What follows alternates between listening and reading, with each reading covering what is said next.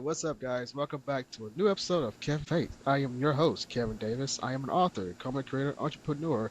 So many hats that I do not feel like explaining because it's too much to talk about. But today is a returning guest, guys. The one and lonely Fred Schwartz. I got his last name right this time, thank God. Yeah, but you said Welcome back. you didn't say one and only. You said one and lonely is what I heard, and that makes me I said one sound and like only. No, I said oh, one and okay. only. It sounded like one and lonely. I'm like, man, jeez, I'm like sorry. you just put me on an I island, tend to sir. speak when I speak fast. Words come out weird, but what I do the too. one and only Fred Schwartz. Uh, Thank you, sir. Welcome back Thank to you. the show, man. Thank How you. you doing, my good brother? I'm doing good, man. Really good.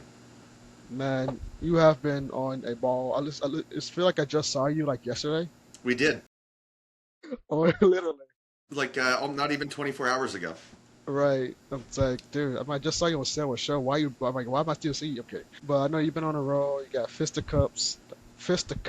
Jesus Christ, coming out soon, brother. Tell us how you're feeling about it. And just get straight to the point. Like, how you feeling about Fisticuffs, man? It's such a fantastic series that you got going on. Thank you. I was like, I still go back and reread it because it really hits the heart for me. And I was like, bro, this freaking better bomb like skyrocket like in like the first hour. Because I feel like this needs to fall in like the first hour you launch. That's just me, man. I really hope you're right. I hope it does incredibly well.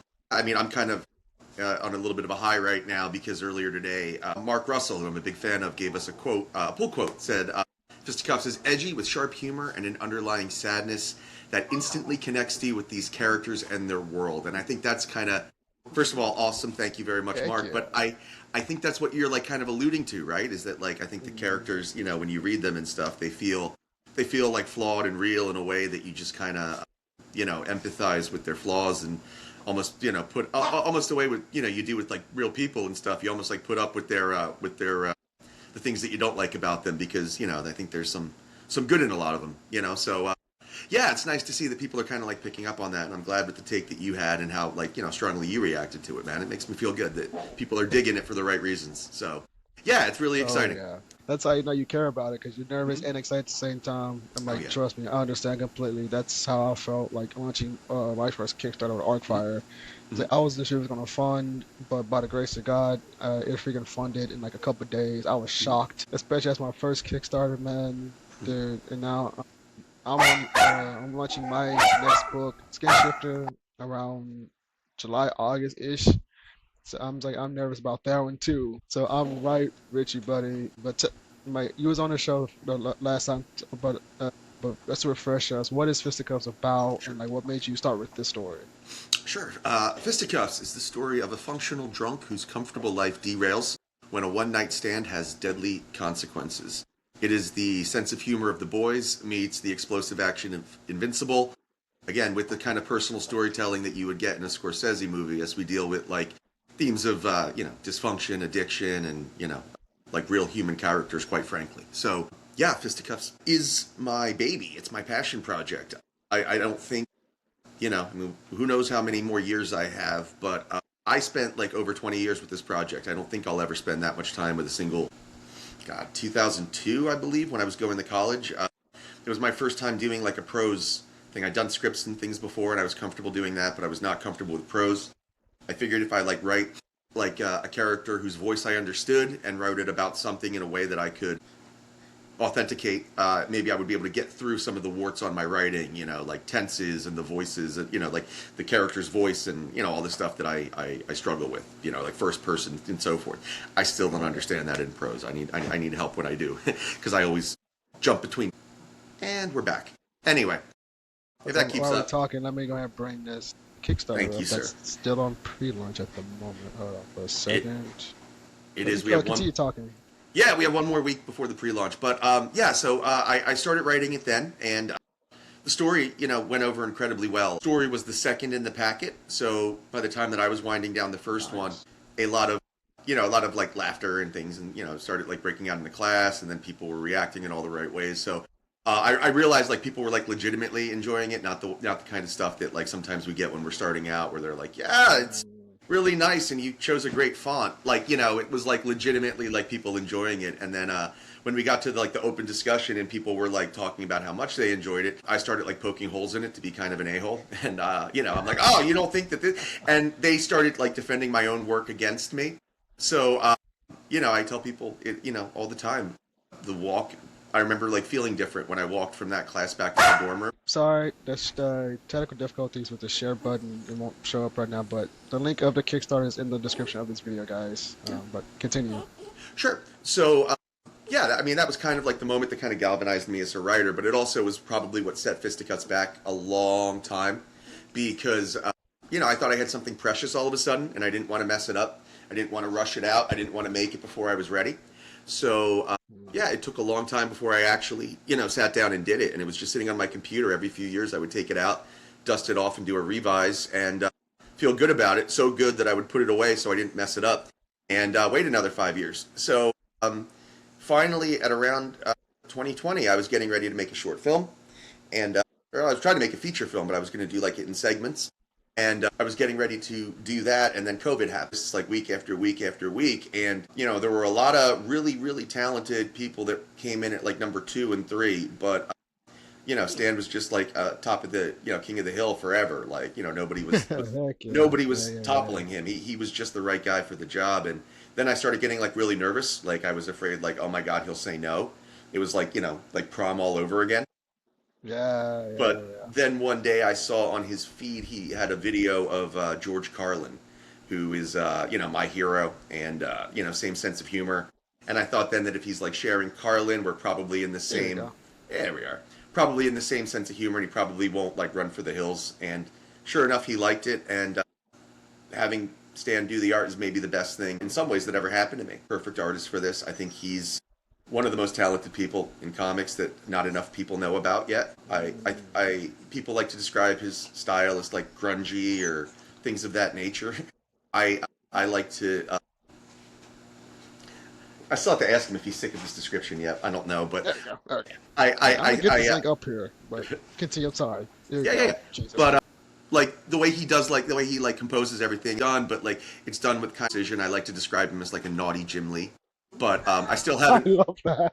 I love that. I'm not a Jim Lee. Oh my God, I love it. Jim Lee was trying to be like a little adventurous one day. You might get something that looked a little closer to this, But Jim Lee's a great guy and talented artist, But by comparison, more of a Boy Scout and and more traditional in the way he does things versus Stan, who does kind of have kind of a messy precision that I love, and it kind of gives it like that, which the book really thrives on, kind of like a 70s or even like 90s like independent film vibe. That's why I always go back to the Martin Scorsese comparison. Yeah, I think it's pretty accurate. That's freaking sick, man. And like I said at the beginning, you let me read Fisticuffs, the first 3 issues, I think it was, right? Yeah, first 3 issues. Man, like I told you before, I gave it a 12 out of 10, and I was not exaggerating. I wasn't joking because you're my friend. I'm always honest about everything I say. Like, I don't care if you're my friend or not. I will be honest. I don't want to like mention it because I don't want to spoil the comic. But it's like I'm like I want to know Fred for a year. How does he know my story?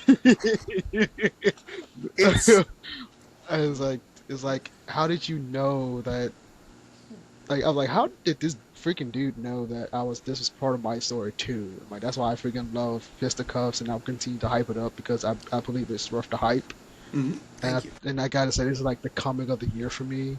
It's like, yeah, I didn't say that. I wanted to say that in person. I didn't want to just type that to you. Jeez, man, that's like, amazing. It's like the comic series of the year for me because it was raw. It like you had some like, funny moments, but it was real. And I crave that in a lot of storytelling that is like that's missing in a lot of like even movies and TV shows. It's like a lot of times I don't care about characters. That's what really like drives me away from like fully watching something or like reading something. But reading Fisticuffs, when I read that, I was like, I could not put that freaking book down. I was like, I didn't care how busy I was. I had to read Fisticuffs because it felt fresh. It was original. It was raw. I was like, bro, I feel like Fred is my therapist reading this book right now. Yeah, man, that's amazing, dude. That really. Hold on. Out, bad boy.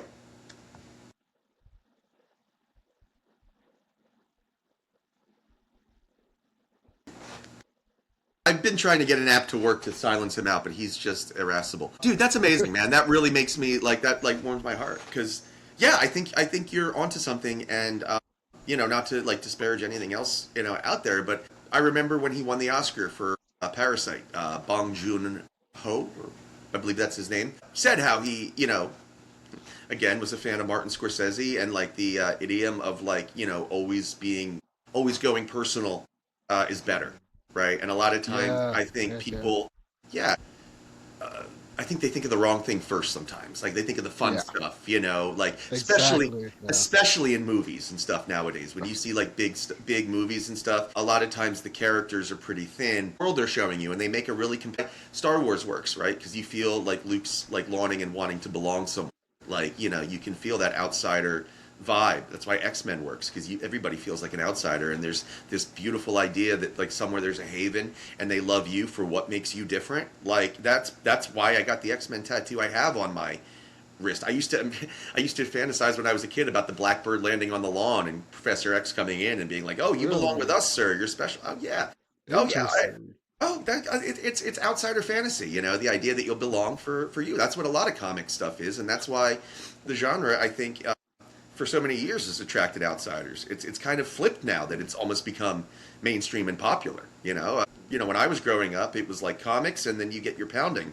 Nowadays, it's like it's like comics, like the cool kids are into it, and it's like it's kind of flipped in my lifetime. I remember. That's why I sometimes I'm kind of hard on comic movies. For their yeah. Sometimes I'm a little hard on comic movies and stuff, and it's because I think with comics very often you get like creators kind of given artistic license. They no. They see a character, they feel a character, and they're able to put themselves in there and write like a personal story through that character, right? I feel like that's where most of the Yeah, characters really succeed. When you're making an adaptation or a movie, in a lot of ways you're like commercializing that character. You're like trying to take it and make it broad and make it appealing. You lose a lot of the personal stuff that initially drew people in order to hopefully attract people that weren't into it in the first place. And that's why yep, so often you get a lot of people that are comic book fans, and they're like, they say things like they're not giving me, like why don't they just make comics like the books? Like it's so easy, just adapt them the way they are. And it's not that easy. right. It's not B, that either. everybody has a different opinion on what character. It's like the Spider-Man paradox, right? Like if they're like, I want to see a Spider-Man movie. People older than me would, naturally assume that Green Goblin should be the first villain. People of my generation grew up on Venom, and that was our guy. And like people of a younger generation might expect an entire Peter Parker altogether. They might expect, Miles Morales to be Spider-Man, or something like of that nature. So it's not that simple. Number one, and it does take out the personal element that made them like succeed in the first place. And also, and it sucks to say this as comic fans, we lose sight of this all the time.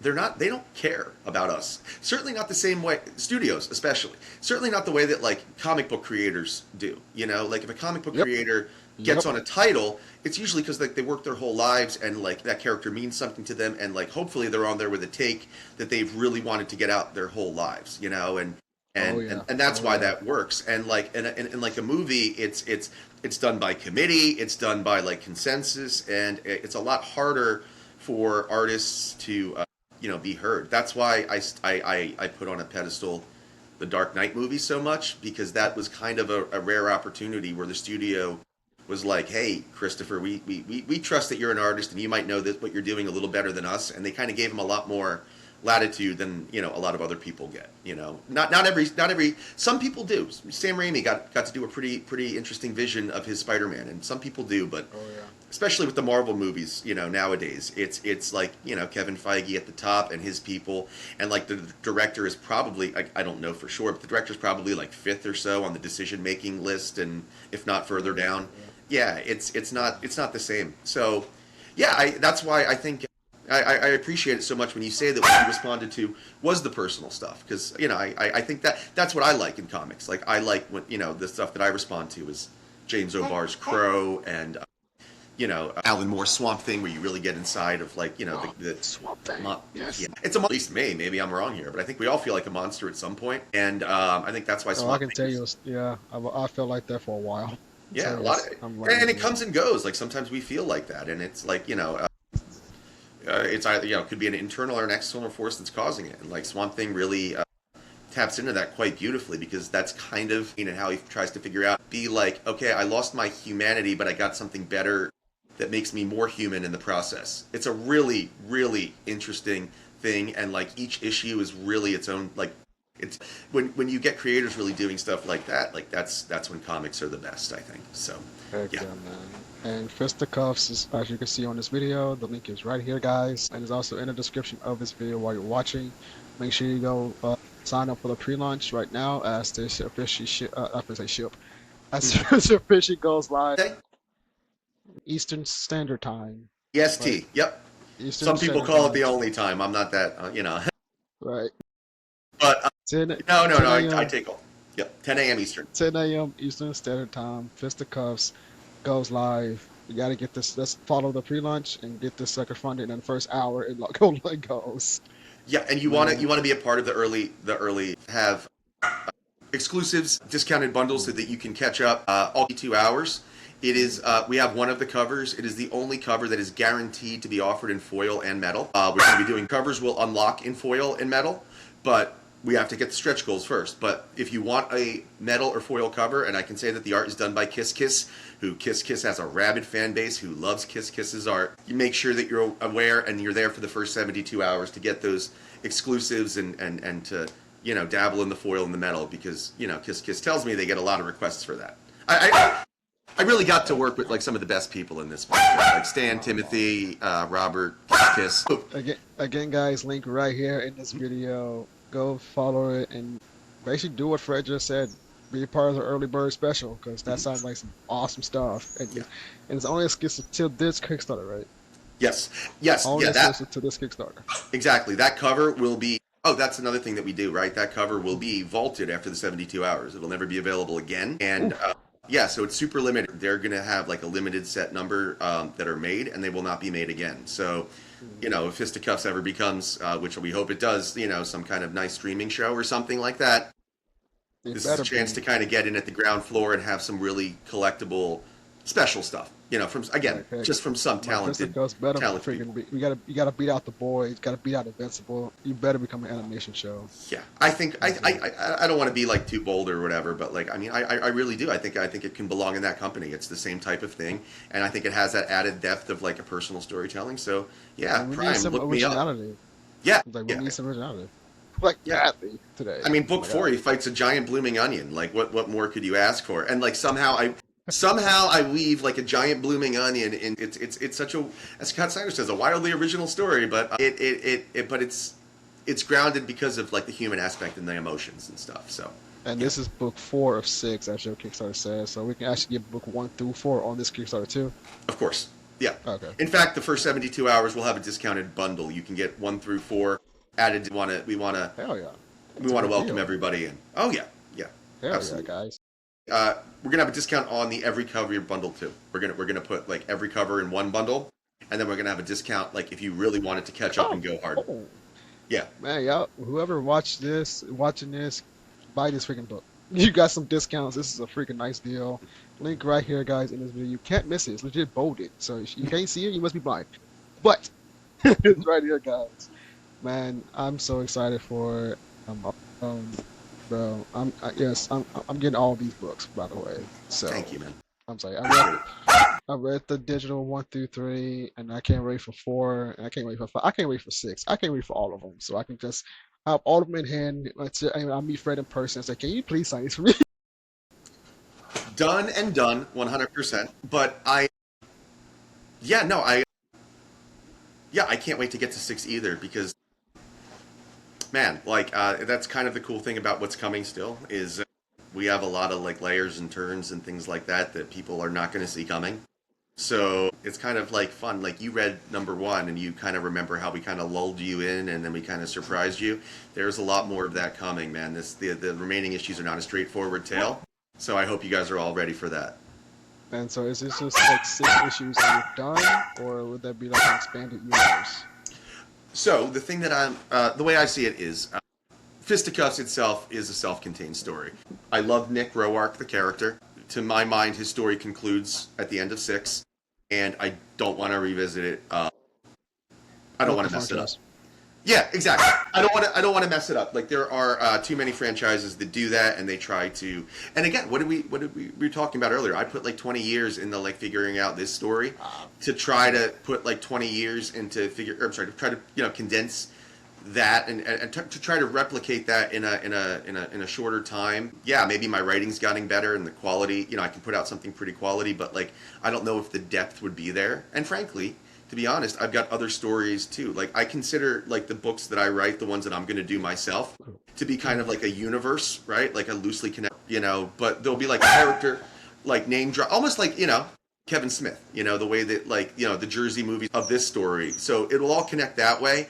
And there are like companion pieces, like one of the next stories that we're going to tackle adjacent to Fisticuffs is kind of a companion piece, right? Because Fisticuffs deals with like one set of personal issues, right? But like once that journey ends, right, there's like another part of the growth, the journey, and the healing that I was able to kind of like tap into and put into a completely different character, genre, and like type of, I guess, dysfunction, you would say. But it's like all meant to kind of, tell different personal stories that are able to be as connected or not connected as they need to be. Like there will probably be stories. I know there's something I'm working on now that's like probably not going to be connected to any of it because it is very different and it's its own thing. Yeah. But it'll be what it's going to be. Ultimately, I think like each story, I try not to worry too much about continuity. I know a lot of people get really wrapped up in, they have trouble with comics because continuity is a hard thing. I tend to think of it as like each story is its own story. Like I'll write a story where like they overarch over issues and like maybe an issue by itself isn't contained. But I think each story should be its own story and you shouldn't rely on, a story from 60 years ago to enjoy something. When you talk about adaptations of comic book stories, Mm-hmm. I'm going to go to like the negative part. So like, what is a comic adaptation that disappointed you the most? That you just completely like, what the crap was that? Like they could have done it so much better. Like, what is that adaptation that disappointed you and why? I'll give you two. Okay. One from each company because I think that's fair. Okay. Number one, I don't want to say I hated because I can watch them and there are pieces in there that I enjoyed, but I resented the Snyderverse.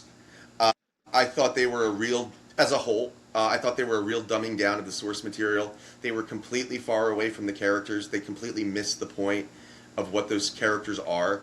Zack Snyder kind of like, I feel like he reverse engineered his stories to annoy fans. Superman's not supposed to kill, so he makes this really stupid contrived scene where Superman kills and like it's not like bad enough that it's like a scene that's insulting my intelligence, but it has to be reinforced with a dialogue line to remind me like I will not stop killing unless you kill me. And then it's like, okay, Superman kills. Well, no, that's not who Superman is, and that's not what he would do, and he would find another way. That's the scene of Man of Steel where he snaps Zod's neck. Where he snaps, yeah, it's completely out of character. I will probably catch flack for this, but I love the scene in Superman where he saves the squirrel, because to me that's who Superman is, right? Like he doesn't make a difference between human being or squirrel or anybody. Like he saves all lives, right? And I think it shows that Superman has a wider perspective than human beings do. Like if you're a bad guy, even he doesn't make a distinction between like the nice guy that sells him falafel or whatever the guy was. He doesn't make a distinction between him, the squirrel, or Lex Luthor. They're all life. They're all kind of beautiful in their own way, and they all have the potential to be good. So none of them are worth ending or not caring about. And I think that's one of the things that I hope that we're going to explore in Man of Tomorrow or whatever they're calling the next. Great. So then that will probably give us a chance to see some of what Superman was hoping for in terms of that like Lex Luthor redemption arc. So we'll see if we get that. But to me, like Zack Snyder, again, another one, Watchmen. To me, he just completely misses the tone of the book. He gets it to sometimes look like the comic, but he doesn't understand the underlying source material. He doesn't understand what's going on. To me, I say this a lot, I feel like I don't think he gets superheroes really well. I don't think he gets story very well. It's a lot more melodrama than it is theme. And I think watching a Zack Snyder movie feels like when you were a kid and you invite a boy home from school to like hang out and like, you know, play video games and play with your toys, and like you let him play with your action figures and you're just so mad because he's doing it all wrong. You're like, that guy doesn't fight that guy, and you don't do it with... Like watching Zack Snyder movie feels like somebody playing with your toys. I'm sorry. I know. To me, each other. Okay, a good spy movie or a good because the two genres is it's a sci-fi movie and it's an espionage movie, right? Because sci-fi, Sure. superhero movies are essentially sci-fi, and espionage, is the genre that they were trying to adapt. To me, a good espionage movie is grounded in reality. It's about how spies, practically do extraordinary things with real-world constraints and real-world limitations. The worst kind of spy movies, to me, are the James Bond movies, where he meets with M in the beginning, and he's like, "Here, James, if you chew on this stick of bubble gum and throw it, it'll make a car explode." And then, like, sure enough, there's a scene later where he needs to make a car explode, so he pulls out the bubble. Like, that's not clever. It's just The only ones I actually sat through like the Daniel Craig movies. I didn't even care to go back to. No, wait, I watched like but I watched all of the Daniel Craig, even though I fell asleep on Spectre because I was straight up bored. they did kind of they did really start to plod near the end. Like they all blended together. Yeah, but I couldn't get through. I didn't finish it. I just fell asleep doing it. I just read what happened. I'm saying, oh, that's how they ended it. Cool. I'm not gonna sit through that 3 hour movie. Even though I'm like normally I gladly see like 3 hour movies, but if you don't catch my attention like the first 5 to 10 minutes, I'm turning the freaking thing off. Like, you know what I mean? Yeah, and like we were talking Like, about earlier, there's nothing personal really about a Bond movie at that point. Like Casino Royale, the Daniel Craig one, almost yeah, almost gave him a little bit of a personal story, right? Like yeah. I mean, I one think of I the enjoyed. nice Oh, one of sorry. the nice touches about it is it gives him a bit of backstory. Like Yeah, a friend of like mine that one I pointed actually out. enjoyed. Yeah, a friend of mine pointed out very cleverly. It's like, I mean, again, you're a spy and you do a password of a girl's name. I'm sorry, but the fact that he thought Oh that much of God. her, I guess, Yeah. but whatever.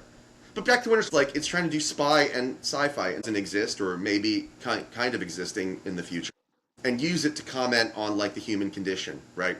So you're using like heightened stuff to tell a personal story. Arrival uses technology and things to talk about how we communicate and so forth. So to me, it's two genres competing against each other. One is a fantasy, sci-fi is like using fantasy elements to tell a real story, and espionage is using real elements to tell a real story.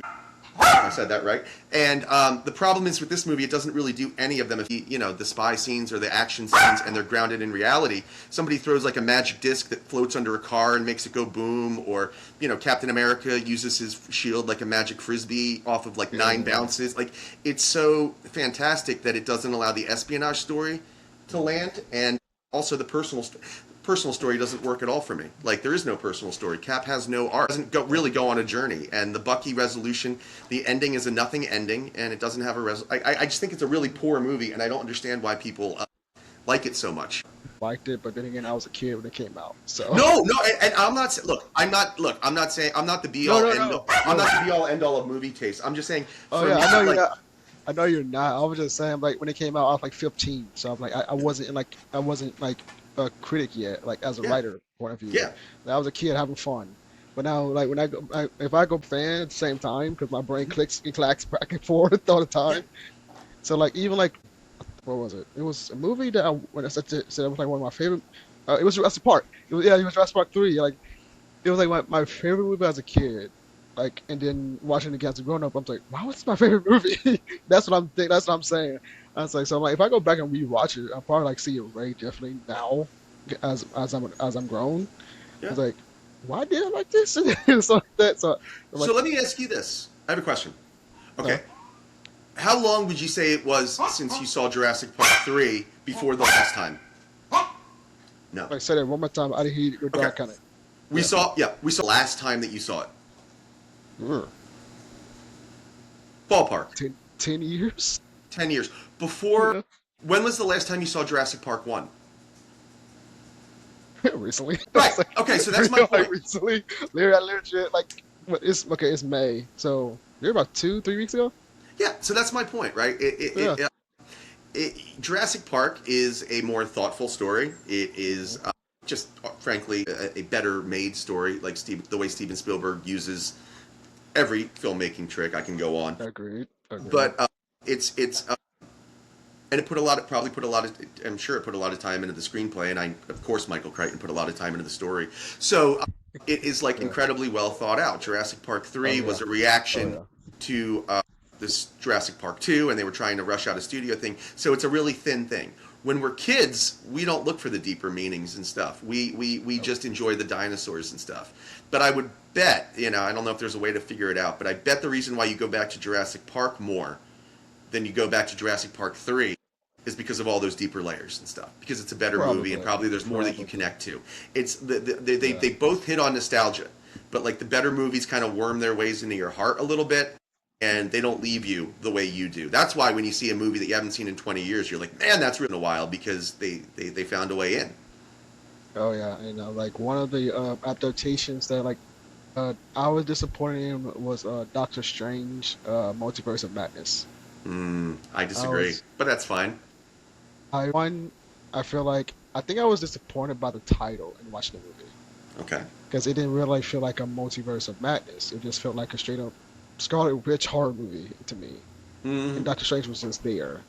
You know what I mean? And I love that Sam movie all the way through. Yeah. Cool.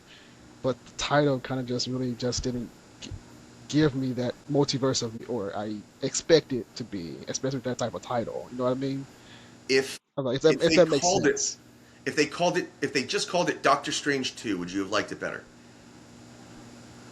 Probably, if I'm being honest. Probably. Yeah, decision. That's a Kevin Feige. That's what we're talking about earlier about like studios, making their studio by committee shit, where they're like, "Ooh, that'll sound really cool to people," and then you're selling a product that doesn't matter. The reason why I like Doctor Strange Multiverse of Madness is because I think it's definitely the best directed of the MCU movies, just in the way that he shoots everything, the way the camera moves, the way the kinetic energy of it. Yeah. Like a lot of them, because it's people working under Kevin Feige, they tend to work with people that are on their way up and have less of a voice to clap back at them.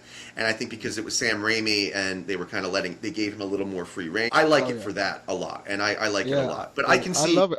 I still like it because it was Sam Raimi, because that entire movie was his touch. Like, I still love the visuals, everything. Yeah. It was just the title just kind of to me, it didn't feel made you, you know what it is? It's like, because, and this is what they do. So yeah, like the Multiverse of Madness, it makes it sound like they're going to like either one really insane multiverse or just a ton of multiverses and each of them mad. So technically, they did do that. But it was like in the 30-second montage where they're painting shit. So it doesn't count. It doesn't matter. You spend no time with it. So it's like technically way to you. So maybe that's why you didn't like it. Yeah. Yeah. See, Kevin Feige, I don't know. I still enjoyed it because the horror aspect, I'm a huge horror fan. Me too. I'm a horror writer too. I'm still confused who this America Chavez character is. I didn't really know. I still don't understand who she is. I know she's like a brand new character in the comics. It's like, okay, so she's the only character that exists that can jump through multiverses. That's about much I know. I'm like, okay, so but what's her purpose? But to their credit, they got a really good actress. Like, I think the young girl they got for that role is really good in that. They have time to figure that out, right? Like, I mean, they only introduced her in the one movie and they haven't really gone, and give her a chance, like an arc or a story. But I didn't think that was like a missed opportunity. Like, they did enough with that character. They need to do more before she becomes more important. And frankly, I think they meant for her to be more important, but it seems like they got scared with the way things were going. I think if we got the Kang Dynasty, she would have been more important, but I think instead they're backtracking and they're just going to bring back all the greatest hits instead of leaning on the newer characters. I don't think they're going to spend a lot of time on the new characters they introduced in the last phase. I think they're going to try to spend as much time with Downey Jr. and Thor and Captain America and all the ones that they think we are already liking. And I'm afraid we're just going to get like a nostalgia bait. I'm hoping we don't, but then again, it's Marvel. But then again, I trust the Russo brothers. But then again, it's Marvel. So I'm over the place with the feelings. But as long as I have a good year to have fun, but I am excited to see how the hell they do Doom, because Doom has been horribly depicted in the movies. I still like the 2015 the Jessica Alba Fantastic Four. Rest in peace to the damn it, what's his name? Crap. Sorry, my brain. Tim Story. The guy who plays Doom in Jessica Alba Fantastic Four. Oh, Julian McMahon. Thank you so much. My brain was farted. But rest in peace to his soul. He was a great actor. I was like, great actor. They just wrote Doom wrong. Like, I understand that now when I read this. Now I'm reading the comics. Back then I loved it, but now I actually read the comics. Yeah. And so I'm like, this is good. But looking at the costume of Doom, looks freaking awesome. I feel like it's actually look awesome. Have you I seen was like an like, official Doom yet? Like you know what he looks like head to toe? no, but, just I just remember the post credit scene of Fantastic Four Oh, I Footsteps. see what you mean. I was going to say to Yeah, send it to me because I still have it yet, and I really want to see what he looks like top to bottom. I You don't know, I and don't think they actually showed the official yeah, that's what I costuming. I was. think they're just like they've like rumors of those, but it hasn't been confirmed yet. But I just saw that his green cloak in the back of his head, the post credit scene of First Steps. I'm like, oh Yeah, shit. So I'm like, that's yeah. something You know, I was like, okay, this is gonna be interesting. right? Like you kind of touched Yeah. on something, and it's kind of what I was, talking about earlier, and kind of about this whole conversation. You asked, what my least favorite, I think, comic book movies were, right? And it's easy to pick on like the. Well, I think you asked about the most let down one, which I guess is more right, but it's Yeah, easy so to pick what's on. one like that disappointed you the most? Yeah. Yeah, and I think that's probably a better question, right? Like movie and stuff. And like, yeah, there are all the easy Howard the Duck and whatever you want to. I think there are some other ones that are right down in there in the basement with them. But the ones that I know really do bother, Thor: The Dark World was a disappointing to everybody, pretty much yeah, for a lot of people. So it's the ones that have money and resources and like they could be good that bother me because comic movies have gone through like a real evolution like since the beginning. Like, you know, they had like really schlocky, really bad made cereals, and I mean, if you really just want to start with, like, they would not be legitimate, and then we went through a phase where like the people that were making, like you're talking about with the Fantastic Four movie, the people that were making comic book movies for a while were kind of embarrassed to be making comic book movies, and they didn't want to really be making a comic book movie, so nobody really wore their costumes. They tried to sleek everything down, and like the X-Men are in leather and stuff. And, like I have a young friend, you know, who I met at a job. I think he's like I don't know, he's like in his early 20s and stuff. I think, and he talks about like Sam Raimi's Spider-Man like it's always been there, like, and it has been for his, like, since he was born. It was there for him, so he's always seen like he could always go to him as like a credible, you know, almost state of the art like superhero movie. I mean, mhm. Christopher Reeve somewhat, but it's a little dated, right? But he's always had that, and I'm young enough, or I'm sorry, old enough to remember like when we would see clips of like a live action Spider-Man, it would be like from the old Toei series or like the old TV shows where he's like climbing up a rotoscope. What bothers me are the disappointing ones because like now we have the technology, now you have the time, and like if you just put the creative energy into it, like you probably could hit a lot more home runs. But they become westerns where they're just churning them out, and they become quick and easy to make because of green screen technology and everything else, and the way that they're subtly, it's going to become even cheaper and even easier, and they're going to make more, and they're going to be less personal and less cared about. So it's interesting, but it bothers me when like people have the opportunity to do something the right way and they rush it. I don't mind when people try something, but they have a point of view, and it doesn't. Like, to me, I was always wanted to make movies. To me, making a movie is like a great thing. It's like a holy quest. Like you're making a movie. Like it's been like thrust onto your lap. Like you should want to make like the best movie possible. Instead, we get like McDonald's. Like they're like churning out Big Macs, and they're the shitty Big Macs that when you get home, they're all Oh squished God, and they're like missing half the things. So like, don't yeah, remind it, me. it, it Don't sucks that remind me. that's what movies feel like nowadays to some degree. Some of them don't, but yeah. Yeah, I haven't. I don't know if anybody has ever asked this question, but what do you think that makes a villain character the most memorable? Because I feel Hmm. like a lot of villain characters get more remembered than the superheroes lately. Because one, I'm a big villain guy myself. Because that's just me. But I want like, what's your take on like what makes you think that villain? I mean, what like why do you think villains get remembered the most more than superheroes? Are motivation, the reason they're a villain. Look, especially in comics, like an iconic Yeah, look is important. But big right, one. Yeah. I mean, if are we talking about like on the page, or are we talking about in In in, general, in just in movies? general. Yeah, because if you think about movies, like when you said that question to me, like I think if charisma is like the first thing I think of when you think of them, and like the uniqueness. So I think those three would be key. I include the look. I don't. I'm more into like the other character aspects of it, but like I've seen a lot of comic shows and stuff, and I've seen a lot of hardcore comic people talk about the importance of the look, and yeah, when you think about it, the look helps, especially if the look's in line with the character. Doctor Doom's look gives him size and prestige. Like, it works. So, Yeah, bad hell. That's literally what I said. yeah, I saw. I was like, good lord. yeah, And so I'm like, I'm a big villain guy. Like, if I ever get something than playing a superhero, of like course. superheroes has too many rules. A villain, you can just do what the hell you want. And I was oh, the other disappointing movie that kind of like was Captain America: Brave New World for me because Nope, I enjoyed it. I had fun. no, I mean it was disappointing in like aspects of like the script was you can tell it was Oh, yeah. janky.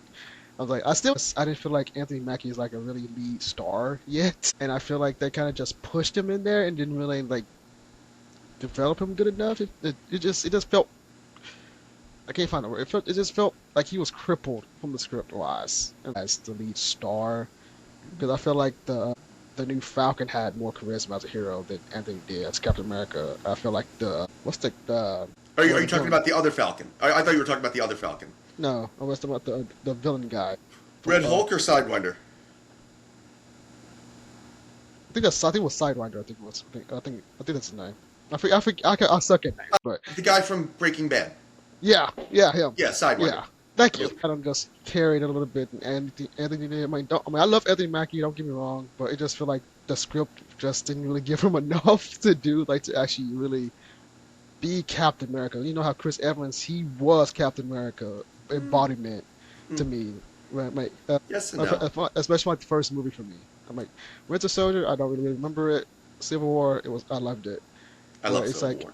yeah, it's like but the leadership of Chris Evans as Captain America. That's what drafted me to him as a character, especially when he was a skinny Captain America. I mean, do this all that like that type of stuff. But Anthony, he just feels like he's just trying to force it, and he doesn't Well, really inspire me as much as Chris Evans did.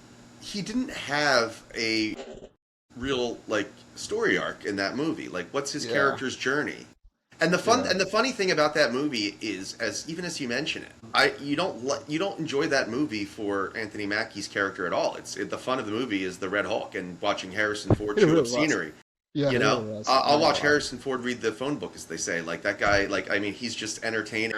Like, I mean, that's to watch Indiana Jones do that and go nuts. Like, beautiful, beautiful. But yeah, the Yeah, problem with that is he didn't really have like a personal story at all. yeah. Like, I mean, that's probably why it didn't really grip me like I wanted it. Been that personal relatability to the character. So yeah, the thing that makes Captain America work, the two things are the scene with him in the alley, standing there with the shield, ready to take a beating, or not the shield, the trash can lid, yeah, yeah. and Well, it's not like it was a shield, just a trash can shield. But yeah, yeah, and then of course, and the other one, and the other scene where he jumps on the grenade, and it doesn't go yeah. off, but it's like he's the only one that like thinks about Got the other people balls that to way. That's why he's chosen. Anthony Mackie, he doesn't get to be Captain America for any other reason than he was like Captain America's workout buddy. Like, Yeah. it's like nepotism in a way. Like, It, he didn't earn it enough the way that like maybe another character would, or they didn't give him a chance to. Like, I'm sorry, not the Winter Soldier, the Falcon and the Winter Soldier show. It kind of tried to make him, but it was so.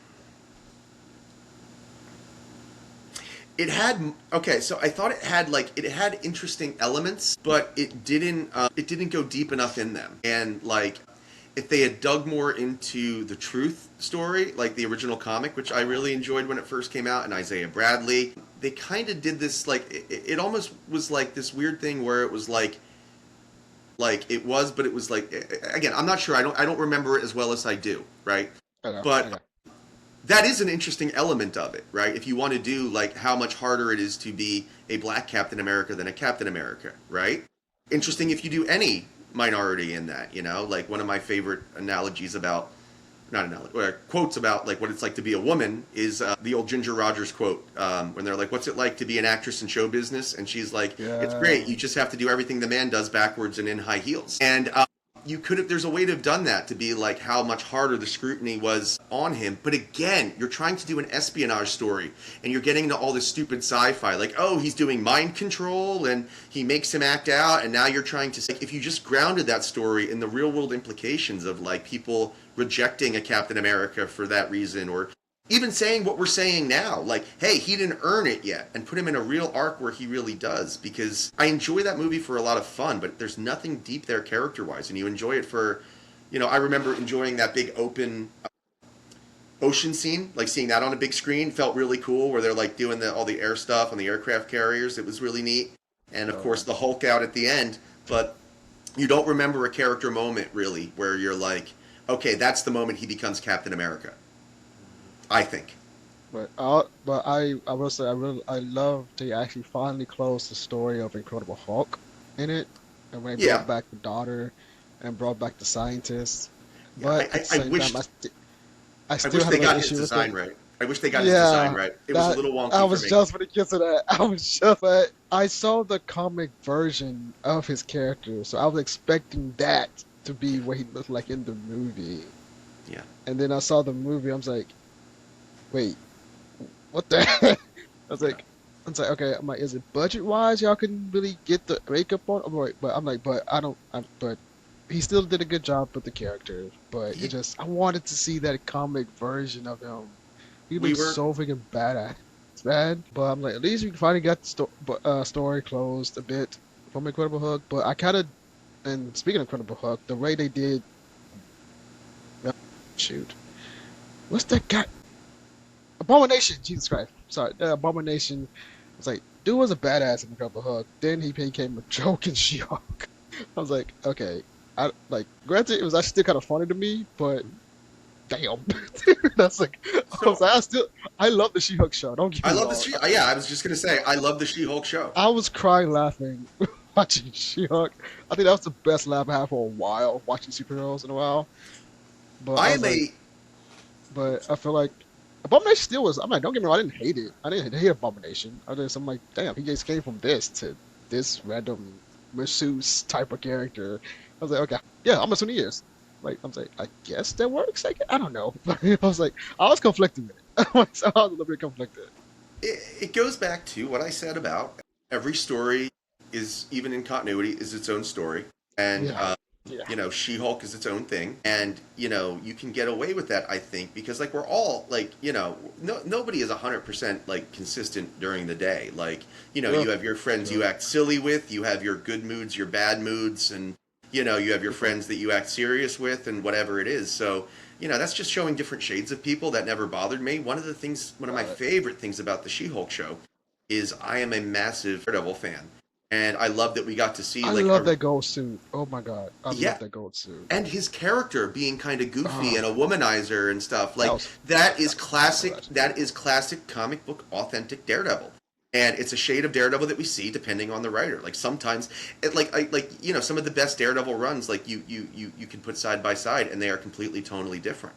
Like a Frank Miller run and Mark Waid run are completely different, but it's the same character. He still has the same morals, the same conventions, the same look, the same all the stuff that we talked about, motivation. But it's just him a little bit looked at a little bit differently.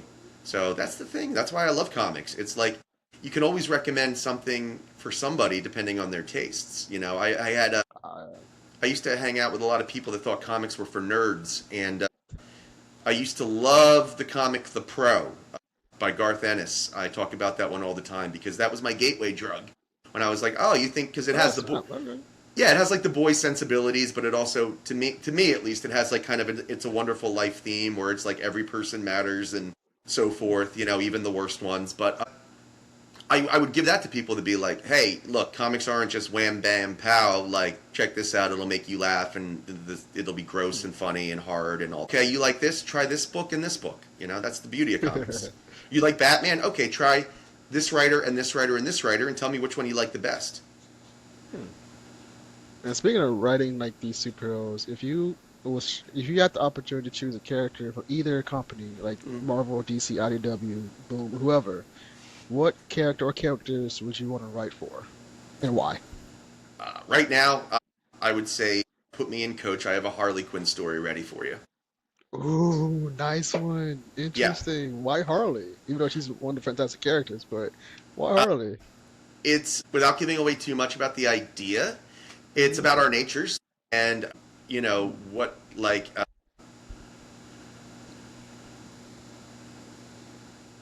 it's about to some degree it's about like are we kind of like destined to go like okay, so I have kind of a theory that like growing up is like I think we're to some degree like a lot of our imprinting happens when we're young and right. traumas and things of that nature and whatnot. We all make the same mistakes. If we're lucky, not the same exact ones, we're able to whatever. But I think growing up is two things. It's able to take those mistakes and make them less damaging, right? Like, make it so that you don't make the same exact mistake or you don't make it the same way again. Or spread them out so that you don't do them often. And if you're really good at it, you can like minimize the mistakes so they don't happen at all and spread them out so far that they never happen again. And that's I think the best way to look at it. But like the idea that we're ever like healed or that we ever overcome something, the idea that it's like me, like I'm like 10 years I'm never going to drink again, that's not real. But you know so anyway, I kind of want to take those ideas and use Harley as my avatar to do it, and I think she's a kind of character that my sense of humor would lend itself to. And I think I can do a real cool Harley Quinn story that I've already got pretty ready to go. It's not all scripted out, but I have the beats ready. Dude, that's freaking fantastic. But before we hop off, guys, link to Fisticuffs just in the description of this video, and it's right here, still bolded, blind. Fisticuffs launches June 2nd, guys. Go freaking back this book. First, sign up for the pre-launch right now, as it's the first hour or 30 minutes, or just make it get funded. Thank you, man. Before we get hop off, Fred, Mr. Schwartz, the Schwarzenegger, where can we follow you on social media to keep up with you, man? Art LLC is the easiest way to find me. I'm all on all the majors, Facebook, Instagram. I probably do the most. Twitter, Blue Sky as well, TikTok. Just look up at Schwartz Art LLC, and if I'm not there, let me know, and I'll get on there. And then of course www.schwartzart-lc.com, and of course the site that Kevin has linked there. Please, as he said, support Fisticuffs. It's a 12 out of 10 with no lie from my friend, and yeah, I'm just really excited, and I hope you guys thought everything we put into it, and yeah, I hope you all enjoy. Heck, you can follow me. I am Kevin Davis Official on Instagram. All my business tags are on there, so I don't have to name them all at once. You can follow me on TikTok. I am Kevin Davis CEO. Same tag also on my Facebook and my Kevin Soul YouTube channel, where you can find this episode. And you can also find the Kelsey Fate podcast on Spotify, iHeartRadio, and wherever you listen to or watch podcasts. And this has been Kevin C. Fate with Mr. Schwarzenegger himself. Catch you guys next time.